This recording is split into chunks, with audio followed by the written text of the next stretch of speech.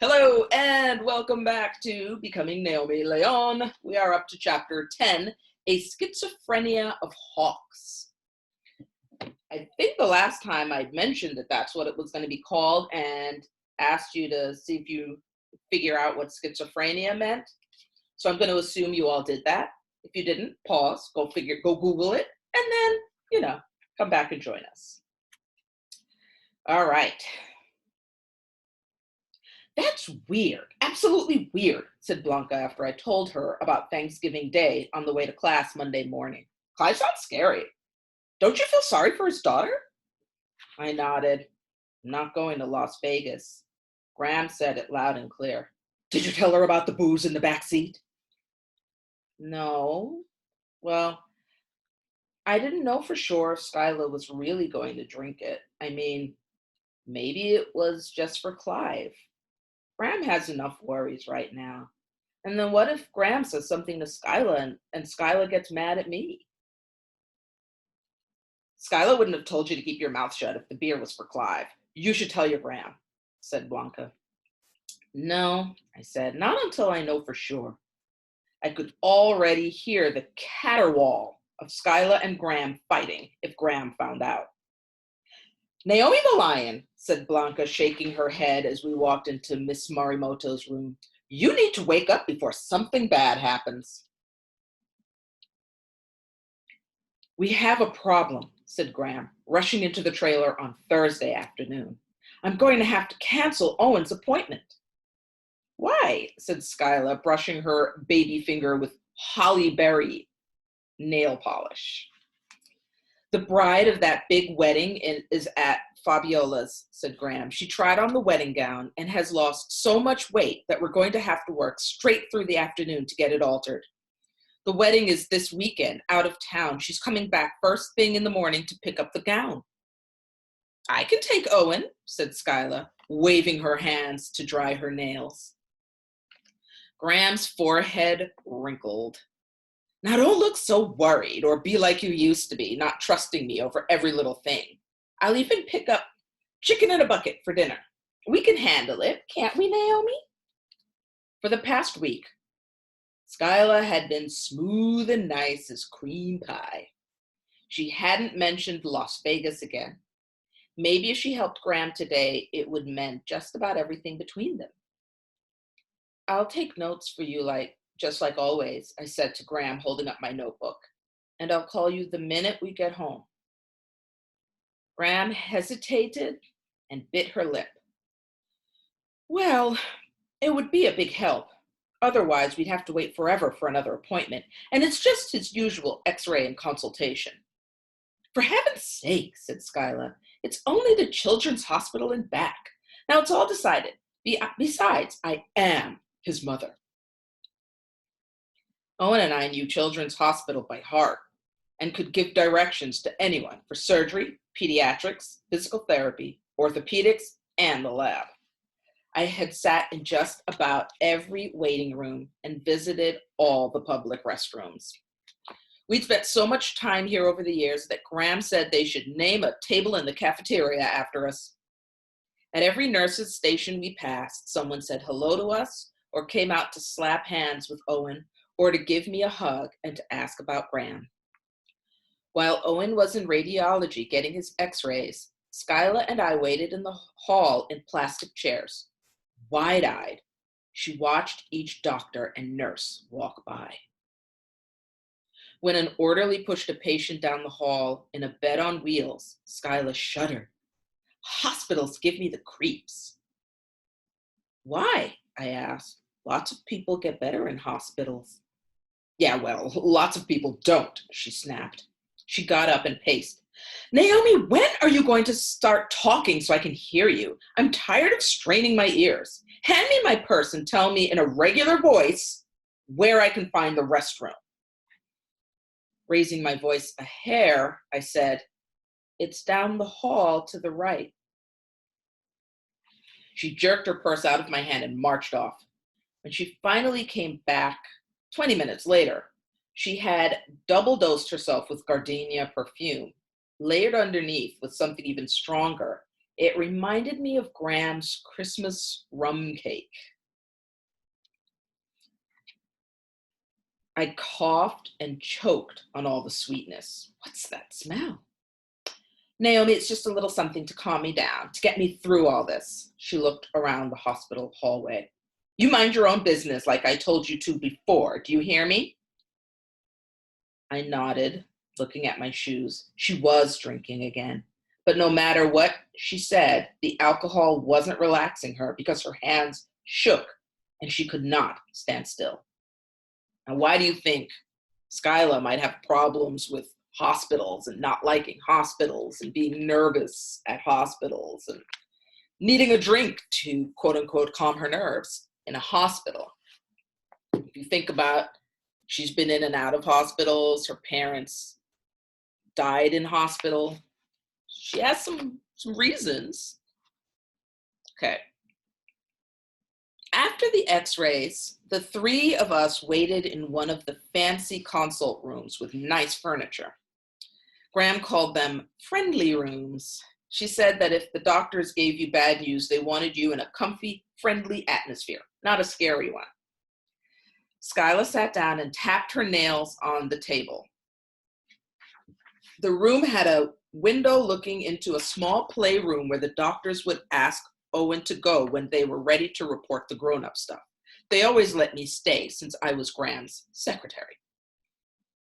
How much longer? Said Skyla. A few minutes, said Owen. Good, then I have time to scoot out to the restroom. When she came back, the perfume was taking a back seat to the rum cake. Two doctors arrived wearing white smocks and holding file folders. Little koala bears hugged their stethoscopes, and one wore a tie with bright balloons all over it. Owen jumped up and hugged them. They were part of his special team. After they let go of Owen, Dr. Reed turned to us. Hello, Naomi, and you must be Owen's mother. She looked at his folder. Skyla Jones. Mrs. Outlaw called and said you'd be bringing him today. I'm Dr. Amanda Reed, and this is my colleague, Dr. John Navarro. I'm an orthopedist, and Dr. Navarro is an ENT. We both specialize in pediatrics. Owen leaned toward Skyla and whispered, she's a bone doctor, and he's an ear, nose, and throat guy, and they take care of kids. Skyla glared at him. I know what they are, Owen. Her voice sounded pinched. She tapped a little harder on the table, and one of her press-on nails flew across the room and landed on the floor. Owen laughed hard, and the doctors chuckled along with him. When Owen saw Skyla's stare, he immediately stopped. I tried to cover my smile with my hands. I mean, come on, that was funny. Like her fingernail, like, sorry. Skyla's face was as hot as her nail polish. What can you do about Owen? She said, examining her fingers. Skyla didn't know the order of things. First, we'd like Owen to be excused. Why don't you go to the playroom for a few minutes while we talk, said Dr. Reed. After Owen hopped up and went into the adjoining room, Dr. Navarro turned to Skyla. At this juncture, there's nothing more to do. He's had all the surgeries that his age and size can accommodate. There's a surgery we would like to do when he reaches adolescence, when he's 13 or 14. But for now, we've reviewed all of his tests and we've determined that he's in great shape. He's just going to be an FLK. A what? Said Skyla. A funny-looking kid, said Dr. Reed.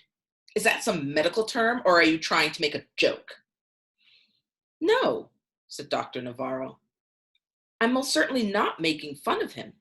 And sometimes it's a term we use unofficially. He's fine mentally. In fact, he has a rather high IQ and is quite bright. He just has a few physical problems that were the result of his birth defects. But there's nothing more we can do surgically for now. He's just going to be an FLK, a funny-looking kid, said Skyla, her voice rising, scary and shrill. As if I don't have enough problems. This is embarrassing. Dr. Reed wrinkled her forehead. He's healthy and has a wonderful outlook on life. He has great prospects, great potential, and with a few more surgeries when he gets older, I didn't think Owen would mind being a funny looking kid for a few more years. We had both spent enough time at Children's Hospital to know that his ailments were slight compared to some others. If Graham were here, she would have said it was our lucky day. Skyla pressed her lips together tight. She leaned forward. She leaned toward the doctors and said, "This kid's a blem. He's crooked and he can't talk right, and you're telling me nothing more can be done to make him right? Well, that's no bargain in my book." I couldn't believe that Skyla was comparing Owen to Walker Gordon's once yearly sale of discount shoes called Blems, the ones with flaws. Dr. Navarro searched in his pocket, pulled out a business card and stood up and handed it to Skyla. "Miss Jones, please call me if you have any questions. I'd be happy to talk to you at length. And I can also recommend a support group if you like. We know Owen rather well, and he's a remarkable young man. My number is on the card." Skyla looked at the card and tossed it back on the table. Then she stood up, walked over to the playroom, and jerked it open. "Owen, come on. We're getting out of here." Owen walked into the conference room, smiling, until he saw all the concerned looks around him. I got up and took his hand. "Everything's okay, Owen." "Naomi!" yelled Skyla. "Everything is not okay." As we left the room, I saw Owen eyeing the tape dispenser on the shelf near the door. Why is poor Owen eyeing the tape? Poor baby. I also always think that, like, why is she so angry? She's so angry. She's just yelling at everybody. She's not even focused on one. And anyone that says anything to her, she snaps back up. Well, she's also drunk. But They have not said that. You just told the class that. Also, so, spoiler alert. And if they're birth defects, they happened at birth, for which she was present, so she should have some inkling as to how this all started. And she'd be able to see how far he's come, which is interesting to me. Yeah, I remember Jared, that kid that we can't say his name, but I just said his name, pointed that out as well. Jared. All right, let me continue. Skyla kept her eyes straight on the road and barely moved all the way home, except for her swigs from one of those plastic travel bottles that she kept pulling out of her purse. Even though it was dark, she drove too fast, weaving the car in and out of traffic. Owen pulled himself so far into his hooded sweatshirt, he looked like a swaddled cocoon. When we finally arrived at Baby Beluga, I was dizzy and my hands trembled. As soon as I got inside, I hurried to call Graham. Skyla said, "Put the phone down, Naomi. Sit down, both of you." We sat. "Don't you ever laugh at me or humiliate me like that again. And Naomi, don't give me that 'I don't know what you're talking about' stare, because you know exactly what I mean. Owen, I guess there's not much to be done with you, but you're going to stop this tape thing starting right now, and if you don't, that bike is going in the trash." "Graham always lets me have tape," said Owen, his voice hoarse. "I can wear it if I want." "Let it be, Owen, please let it be," I prayed. "I'm your mother, Owen, and if I say it's going to stop, it's going to stop." Skyla took a step toward Owen. I was a shaking leaf, but my instincts moved my body right between Owen and Skyla. I said, "It doesn't hurt anything." Skyla stared at me with fire and hammers. The phone rang and she answered it, never taking her eyes from mine. "Hi, baby," said Skyla. Saturday? That's great. I'll start packing up right now, and I'll be over later. I'm not staying in this hole one more minute. Don't worry, she'll come along just like we planned. No, I don't care what you say. I'm not bringing him. Not after the day I've had. I never could handle that situation, and I still can't. Tell you about it later. Skyla hung up and headed straight for the cupboard under the kitchen sink and pulled out a plastic garbage bag. She walked around the living room / kitchen, picking up her things and tossing them inside the bag. Then she headed to the bedroom. From the back of the trailer, she yelled, I can't find rose tulip. Where's my rose tulip lipstick? Naomi, you haven't been using it, have you? Skyla hurried down the hall toward us, dragging the bag. Clive's job came through in Las Vegas finally. We're leaving, Naomi. Toss some things in this bag. Bring those jeans I bought you and those sparkly shirts. Leaving? I wasn't leaving. I shook my head. Don't tell me no. I have had it with your attitude, and you're only saying 2 words and speaking in whispers nonsense. Where did I put that lipstick? Skyla began poking around the shelf above the sink. When she turned and saw I wasn't moving, she yelled, Get your things right now! And swept her hand across the shelf. 3 little soap ducks fell to the floor, their heads breaking off and rolling around like tops. I looked down at the broken pieces. You can't tell us what to do, I said. Where were my words coming from? Skyla bristled. I can tell you to do anything I like. I'm your mother. I can see that Graham obviously doesn't know how to raise children. Just look at you with your smart mouth. A mean, stomp my foot feeling rose from a place I didn't know existed in my mind. I wished I could throw my anger at Skyla and yell, but my voice came out a shaky whimper. Graham takes care of us. She does everything for us, not like you. You left us. You didn't want us, and then you didn't let our father see us. Now we're supposed to do what you say? I'm not going. Skyla took 2 steps across the room, then slapped me across the cheek. It was such a hard slap that my head turned and snapped against my shoulder. I didn't have to look in a mirror to know that the sting of her hand was perfectly imprinted. I felt it from the inside out. Angry, burning tears stung my eyes. I wanted to wipe them away, but now my hands were paralyzed and my feet were rooted to the floor. Skyla raised her hand again. Leave her alone, yelled Owen, running over and throwing his arms around my waist. Skyla dropped her hand. Spooky, calm words came from her mouth. There's more where that came from, Naomi. I can see that I'm going to need to spend a lot of time teaching you how to mind. And don't give me those puppy dog eyes like you're scared of me. I always hated it when you did that.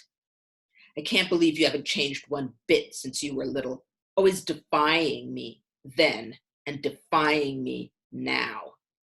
You know if anything happens to Graham, all you'll have is me anyway. And something could happen to her any time now, old as she is. You wouldn't want that, would you, Naomi? Something bad happening to Graham on account of you? My knees went gelatin wobbly. What was Skyla saying? That she would hurt Graham? That she might kill Graham? I was still trying to grasp it all when her voice switched to sugar. Now, Naomi, honey, you know I didn't mean that little slap, so don't hold it against me. You are just like me, remember, 2 peas in a pod. It will be fun. You can go to school in Las Vegas. Clive has Sapphire now, so you'll have a friend that's like a little sister. It's all been arranged and decided. We're picking her up on the way. Owen's going to stay here and take care of Graham, so you see, everyone will be happy. I started inching toward the door. Skyla swooped like a hawk, diving for a morsel of meat, and grabbed my arm, digging her nails into my skin. I flinched. Skyla was wrong. I wasn't just like her. We were not two peas in a pod. I stood as still as I could so she'd relax her grip. Okay. I think I saw Rose Tulip in the bathroom cabinet. Well, that's better, she said, all perky. She let go and headed down the hall. I quietly took Owen's hand and pulled him back toward the door. Then I pushed it open and we flew down the steps. Run, Owen, run fast, I said, tugging him along beside me into the murky grove. We were halfway through the trees when we heard Skyla's voice. I know you can hear me, Naomi. You're going with me one way or another.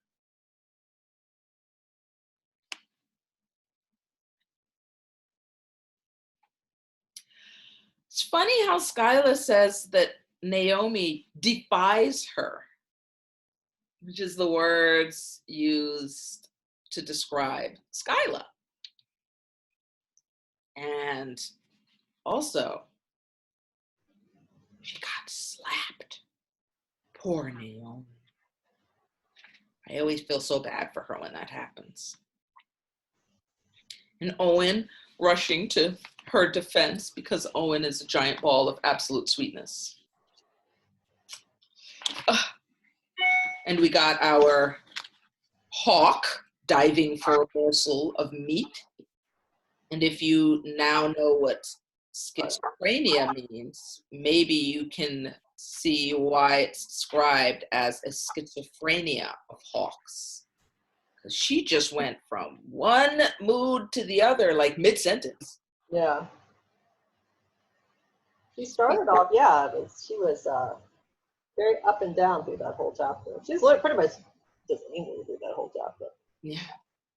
I mean, I think it started with the nail. Yeah, she definitely does not like to have anyone think that they're better or smarter than her. Yeah. Definitely is an issue with that. And she has an issue with appearance. She's so worked up about Owen being a funny-looking kid.